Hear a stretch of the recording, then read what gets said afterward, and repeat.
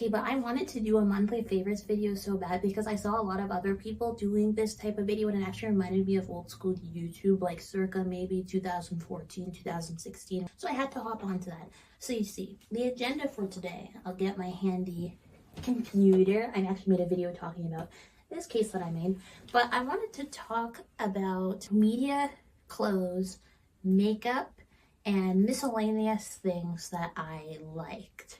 So first, I wanted to move to the media that I liked, and there were definitely a lot of things in this sector that I really enjoyed for the month of April. In particular, I would say that I really enjoy reading because my sister has a stack of romance books and just a bunch of other like novels, so I'm able to read for free instead of having to buy one, because like books in Canada are so expensive because of the price conversion in the US.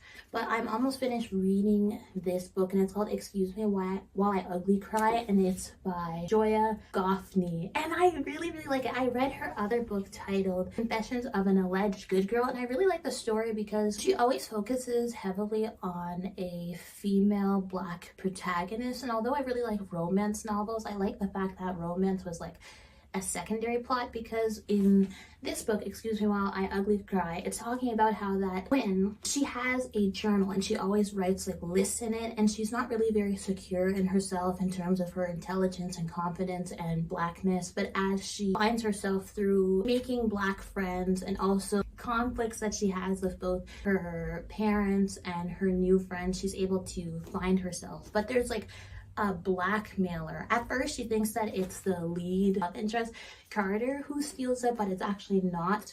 And I just really like this because I like when books will kind of feel similar to when you're watching a movie. That's what made me really fall in love with reading, because it helps to calm me down, and it also helps my attention span as well, because I'm able to like focus for long periods of time. And I like how descriptive everything is. Like, it's really able to build a cool world, and I like how it talks about the themes of living in a predominantly white community and how to like navigate that as like being the only black person, how sometimes you may not be comfortable speaking up against like racism that you may face because not everyone looks like you, and how that can affect like your self-esteem. And as I said, how like being among black friends can really help you to find yourself in the way that Quinn did in the books. As for Confessions of an Alleged Good Girl, I really liked it because I felt like it's really interesting to talk about the ways that being in a Christian household as a black child can like play out. The lead character, Monique, is essentially able to find herself as well, and she's able to learn more about her body, how to navigate relationships, especially with her partner and her parents. And it talks a lot about the condition vaginis. This theme is really interesting to read about, and I think it's really important to educate people on what women go through in that regard. She feels shame around having sex because she's a preacher's daughter. It's cool to see how like that can factor into her condition, and how she doesn't want to tell like her parents, and she feels like there's nothing that she can do, and she doesn't know how to navigate it with her partner. A really good book to read, and I like that it's a black female lead. These were some books, so we'll talk about a little bit about like movies and TV shows. But first, I wanted to start with The Substance. I was pretty late to watching this movie because it was trending like a little while ago on TikTok. Like, everyone was talking about it, like people even went for it for like Halloween and stuff that I saw. But I really like this movie because I think it's really interesting to talk about how pursuit of beauty can be so damaging, and you can lose who you are trying to be this better version of yourself, whatever that means. But I really like Demi Moore's character as Elizabeth Sparkle, and it's so sad because she is already beautiful, but it just goes to show how like destructive that can be, and how like people that are making these standards for women are not always necessarily practicing what they preach. And I just really like what happened with Sue, how she essentially ended up turning on herself. I just thought that it was crazy that like she took like the substance out for 3 months and then severely abused it, and thinking that it would never like rot or like nothing would happen. Well, she knew that something would, but she didn't necessarily care, because she was like, you just stay in your place, like I have things to do. And I knew as soon as she was getting more and more opportunities based on the way that she looks, that she would be willing to push Elizabeth Sparkle aside. But in the beginning I was kind of thinking that like, okay, well, they're probably going to go like week by week because that's how you're supposed to use it. But it's like, oh no, like Sue has her own plans. But in the end, we can see that Elizabeth Sparkle had her own plans, and when she was finally the most happy with herself, it seemed, is when she was like bodiless, like she didn't have a form.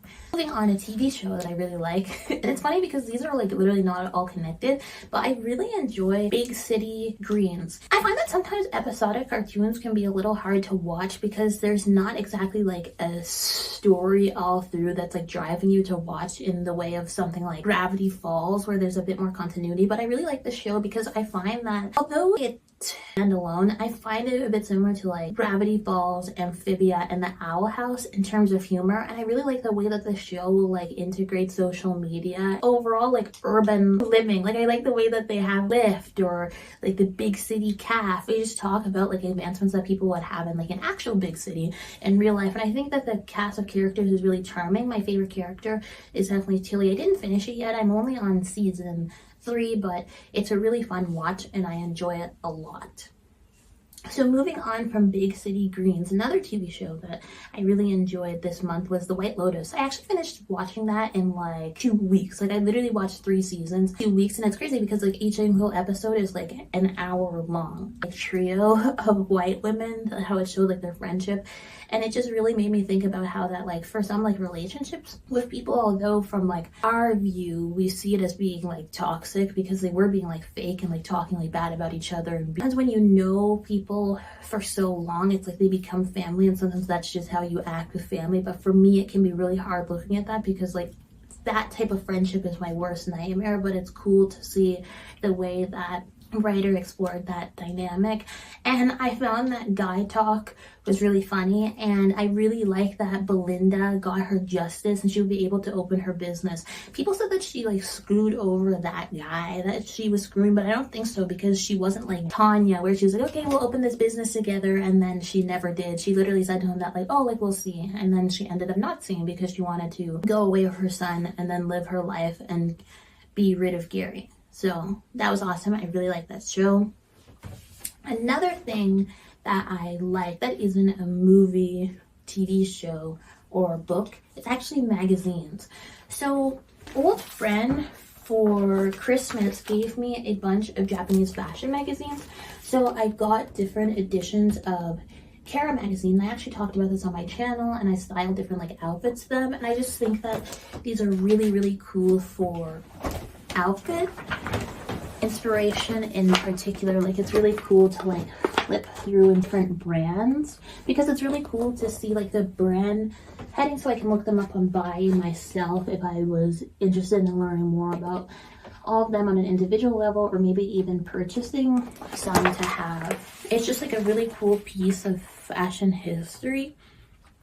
Something that I particularly like about Keramagazine is that its styles within them kind of stray from what I usually dress like, because sometimes they have a more of like an edgy appeal, and yes, I like to incorporate that in my style, but I prefer to dress more colorful. But I don't believe in like limiting myself, so this really helps me to like see what ways I can add like edge to my outfit. Like for example, like this has color, but you can see how they included like the spiked belt, or how they put their hair, how they put their makeup, and how they included those tuck shoes that are traditionally like a punk element and like visual kei fashion. There's just so many different things to explore in these, and they have a diverse set of styles. Like they have Lolita, they have more like casual vintage styles. Also liked Hii magazine as well. I had this since like 2023, but I still like to look back at it because some of the styles in this magazine are a bit more toned down, I find, but I like the individual pieces that they have. Like for example, this like ozone community cardigan, that's actually quite similar to the jacket that I'll be showing in the video when I talk about my clothing favorites. I have hat and white. In terms of clothing favorites, as I said, I got this Lolita JSK, and it's by the brand Bodyline. I was able to get it from buyee, and it's this really nice chocolate print. I really like anything that's like candy theme or food theme on prints because I find that that matches my style very well. But something that I really enjoy about this piece in particular is that the back has this like stretching, because sometimes I find that it can be a bit hard in Lolita type fashion if you have like a bigger bust, because not every single piece accommodates for that because the material isn't always as stretchy. But I like the fact that this is really good thick quality, and at the back you're able to tie it, and the seller said that this is almost 10 years old and it still feels new. But I like there's a lot of bow details on it, and there's intricate trimming and ruffles on it. It really adds to the overall interest in it because there's so much texture on top